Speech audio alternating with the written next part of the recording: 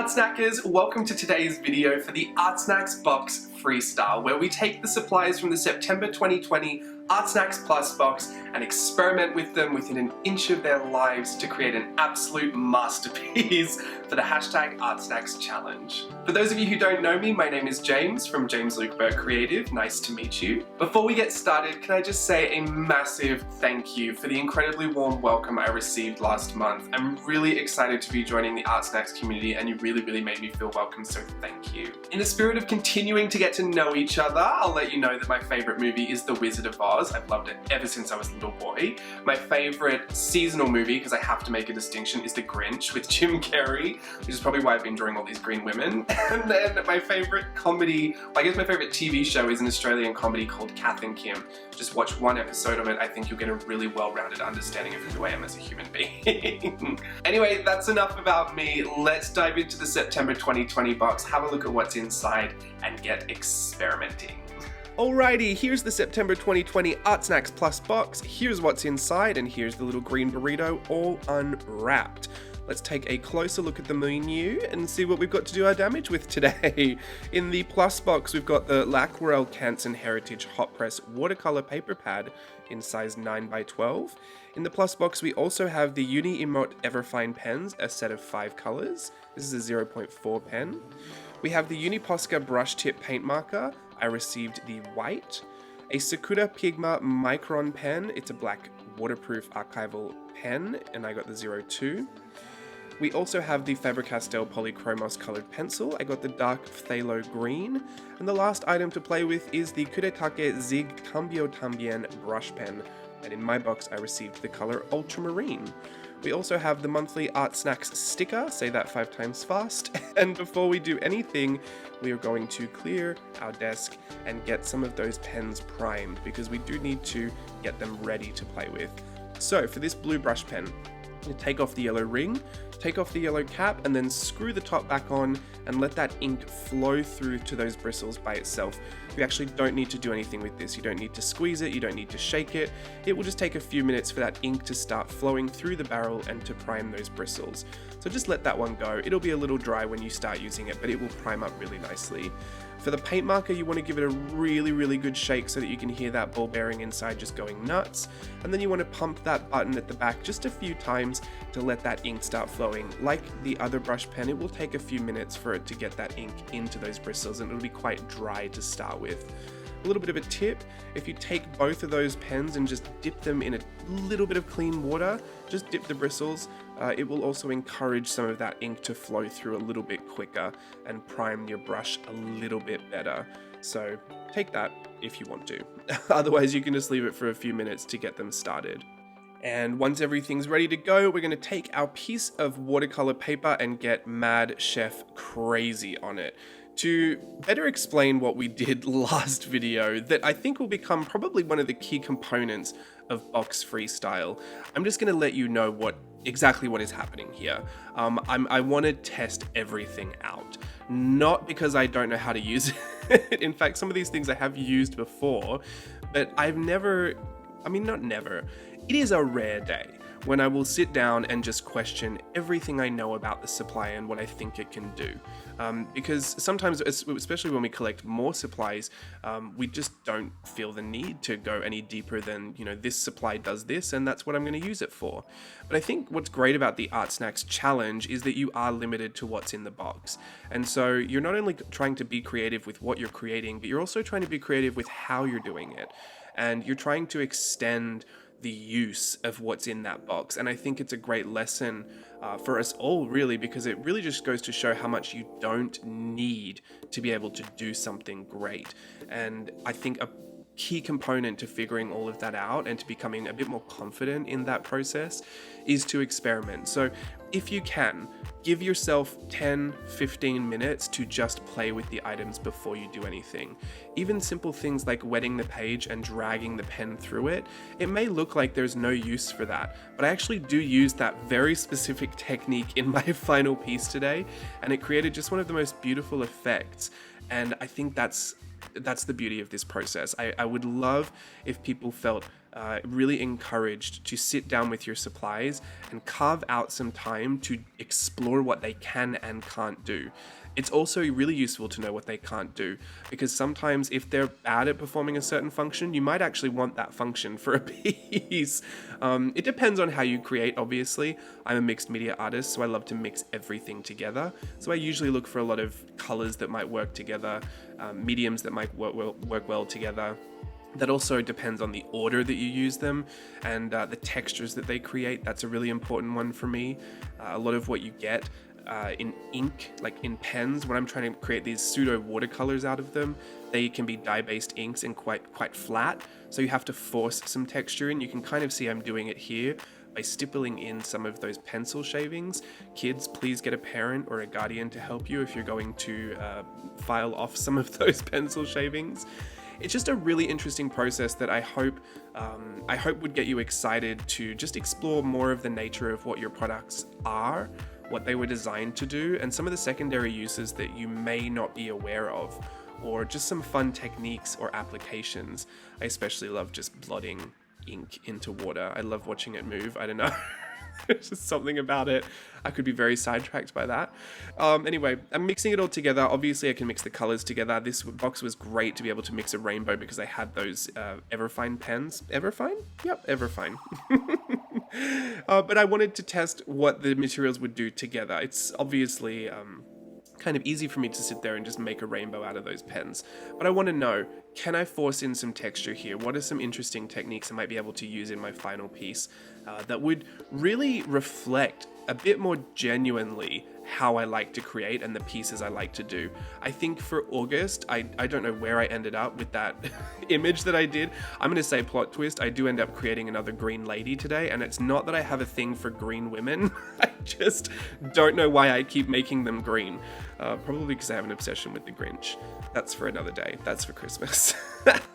Here's that technique again, just wetting the page, getting it nice and damp. This works well with watercolor paper, obviously, because it retains that water for a little longer and it doesn't warp or buckle. But I'm going to just, first of all, I put the pen into it and just let it bleed, and I think it was such a beautiful effect. That's why I did that in the final piece. But also using my brush pen, my paint marker, while it's wet, to give this really nice blend, but also to kind of make it a little bit more opaque. It's not very opaque, but it does have this really nice blended kind of soft quality about it. I have used those paint markers before. I specifically love the brush tip paint markers by Uni Posca, and the white one is very, very interesting because to get white ink in anything, you do have to have a really strong pigment load, and it's hard to get that ink to flow through those bristles, so I think they did a really good job. I think some people don't like the fact that it's not extremely opaque straight out of the brush, that you do have to layer it up a few times when you want to get something really opaque, or you have to seriously prime the brush to get some really good opacity from it. Personally, for the way that I like to work in lots of layers and texture and like to have lots of depth, I do like the fact that it's semi-opaque, like semi-transparent, glass half full. Whichever way you want to look at it. I do like that because even in this process here, I actually found that if I just glazed over the whole of everything, it almost did this merge kind of effect. If you're familiar with Photoshop and you know what it's like to merge your layers together, this was really interesting because it kind of flattened everything out, but I retained a lot of the texture and the depth from the layer underneath it. So it was a very analog way to work with a technique that I consider to be very digital in my brain anyway. And that paint pen was absolutely fantastic for that. And it's not something that I've done before with that paint pen. So it was a good thing for me to find out, even with something that I have used before. And I think that is just a testament to the fact that if you carve out the time for it, you have the intention for it. And I think you're much more likely to have better success than to just wing it. Also, there's nothing wrong with winging it. But I don't want to be winging it for you guys. I think I really get excited by this part of Box Freestyle more than anything else. Obviously, I do love to create the final piece. But this part for me, it just feels so exciting. It feels like being a kid again and just playing with everything. You know, I think when you're kids, you don't necessarily look at the supplies and read the box and see that it says, yep, light fast, waterproof. You know, I may only be able to use those from now on. You kind of pick anything and everything up and just say, yeah, does it work? Great, I'm gonna put this down on the page. Typically it just has to be the right color when you're a kid, but not even then. So I like to go back to more of those primitive ways of creating. I think there's so much freedom to the way that children create. And so why not try to adopt some of their principles of caring a little less, right? Bit of a challenge for you today.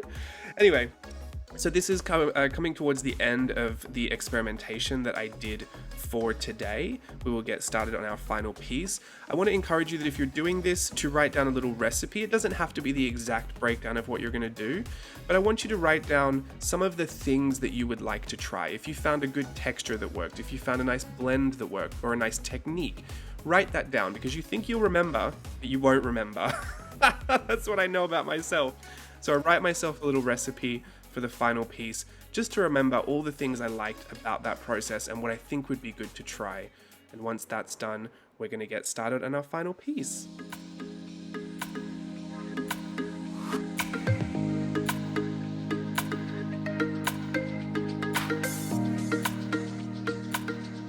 Taking my sketchbook, I think the first step for me in these videos, I don't typically do this, but for some reason making these videos, I have decided that this is what I'm going to be doing now. I'm thumbnailing, which is basically making a smaller version of what you want to do.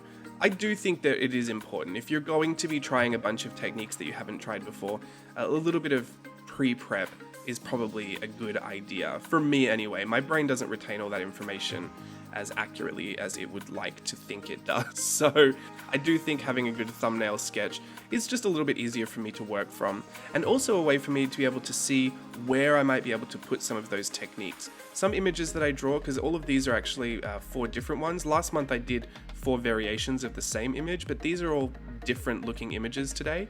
I wanted to pick one that I thought would work well with all the techniques that I had. So it had to, I guess, kind of look like there was an opportunity to use all those techniques in the same image. And, you know, the ones that I don't use, they're there for another day, or they were just an idea that happened today that, you know, was just for a thumbnail. So I don't get too attached to that process. I just want to make sure that I've got half a plan before I start. Taking a sheet of that hot press watercolor paper, I'm going to take the back of my ruler, I'm going to take my ruler upside down and just tear off some of those edges. You could fold them back and forth and tear them off, but I just like a really nice deckled edge for when I'm working on loose watercolor paper. I don't know why, it just makes me feel very legitimized. I'm going to sketch in my image with my green pencil to start. I'm just making little shapes for things and where I want them to go. This is how I kind of compose. I will do the general shape of what I want and see how much space it's taking up, and then just start to fill it with the details. You can see there I completely transformed those eyes. And I know at this point it might be tempting to start again, especially because we haven't done too much and we could just grab another piece of watercolor paper. But I wanted to show you that throughout the process, as a mixed media artist, throughout the process of layering on top of the drawings that are underneath and using multiple mediums many times over, you can actually rework the image as you go. So I wanted to show you that specifically one of the techniques that I found throughout today's exercise helped with this restructuring of the eyes. Not only was I going over it a bunch of times with the pencil to kind of, disguise that there were 2 sets of eyes there, I take my little, what's that called? Wow, I've completely lost the word for that. It's a spritz bottle. I take my water bottle, I spritz some water on it just to make sure the page is damp, and then I'm doing that glazing technique where I'm masking over the entire image with that white paint marker. And now once it's dry, I'm going over it again, just softly blurring out any hard edges with my finger that I want to just make a little bit softer. And can you see how it's really flattening everything together? It's merging it all together in a really soft blend. That was something I found out through the experimentation as I was making those faces, and I thought this would be a great way to kind of reshape and restructure those eyes. So I wasn't even just, whiting out the whole thing. I'm not taking a corrective fluid to it and just saying, I need a new space for eyes. Just the masking itself is enough, because it's going to softly blur all those edges into the background, which then gives me an opportunity to come back on top of my sketch and start refining certain areas with my pencil. I really love this technique, and it's something that I do a lot of the time in mixed media because I typically don't start with any plan, so I could be changing my mind as I go, and it's a really nice way for me to be able to work at it, get it all messy, get it all sketchy, and then start working on top of it. You could think of it as when you're oil painting and you do an underpainting, except this is the pencil and apparently ink pen, brush pen, paint marker version of that on watercolor paper. It's essentially the same thing. I'm taking that technique of dampening the page and running that brush pen along the edge to get a really soft, blurred kind of ink bleed going through that what's that oval framing that we've got behind her. And I wanted to add those leaves in. It may look like it's kind of a waste of time to draw the structure underneath just to be able to paint over the top of it. I think you'll see in some of the close-up images at the end, you can actually see a lot of that first detail even through many layers. And it's not something that I want to really cover up totally because I like the depth that it gives. It shows that something's been worked at, that the details have been refined, and to be able to see kind of the first impressions, the first markings, some of the underlayers, some of the sketchy lines that poke through, I think it shows a really great deal of process in the artist, and I really like to keep some of that around. I'm also doing a really fun technique of splattering everywhere. It's another way to add texture to your piece. Like I said, with a lot of these ink markers, they can be very flat, so I like to create the texture. And I'm making another one of these masked white layers to blend everything together, to merge it all together. Then taking a really opaque, that pen is so primed at this point, it's very opaque. I'm just adding highlights everywhere. So if you can see, I've kind of been doing this process multiple times, but it's the same process. It's drawing, sketching, shading, and then masking it all flat again. And then I'm sketching over it again, refining it, shading, and then masking over it again. Once I'm happy with how the depth has built up in those layers, then I'll do my final pass of details, which include those white leaves that you can see going through that frame, also using the pens to sharpen up any details that I feel like could be sharpened. This is not typically what I would refer to as outlining the image, but sharpening the image. I don't want to outline everything, and I think what was great about having colored pens is that it's not a really harsh outline. Sometimes I get this urge to just outline everything in black, but it does make it look a little bit cartoony, and even though this is not this is not anatomically correct, and it's certainly not any kind of realism. I didn't want a harsh black outline effect, but I do want to sharpen up the image. So I typically reserve the black just for the sharpest of sharp details, typically around the eyes, because that's where I want to pull your focus to. And I would really encourage you, if you've got the plus box, to use those colored pens as your outline. Even if you're not doing a green lady, like I seem to be committing myself to doing every month, just use some of those green pens or blue pens or red pens to do your outlining, and then save the black for things you want to add really specific detail to, things you want to call attention to. And I've done that with the leaves as well. This is my final pass with the white paint marker. I'm adding the final highlights on, and this is how she turned out. I am absolutely obsessed. I was really happy because I think this is a bit more of an honest reflection of the work that I do than last month was, albeit she's still green. Maybe it's a theme that I'm just going to keep going with, I don't know. But I really love how layered and the depth that was in this piece, considering that for the most part we used not very many supplies, and if I were left to my own devices to create this with my own supplies, I would have used a lot more. So it really just goes to show that with a few good techniques and some experimentation, you can do pretty much anything. There we go, that's it for the ArtSnacks Box Freestyle for September 2020. Here she is, 2 for 2 green ladies. I don't know what's coming over me. Maybe I'm just really ready for Christmas and getting into my Grinchy mood. Anyway, thank you for joining me for this ArtSnacks Box Freestyle. If you would like to register for an ArtSnacks subscription, you can get 10% off at checkout with the code JAMES10. And don't forget to share your work with us all on social media with hashtag ArtSnacksChallenge, and also in the Mix community as well. I'm James, thank you for joining me today, and until next month, bye.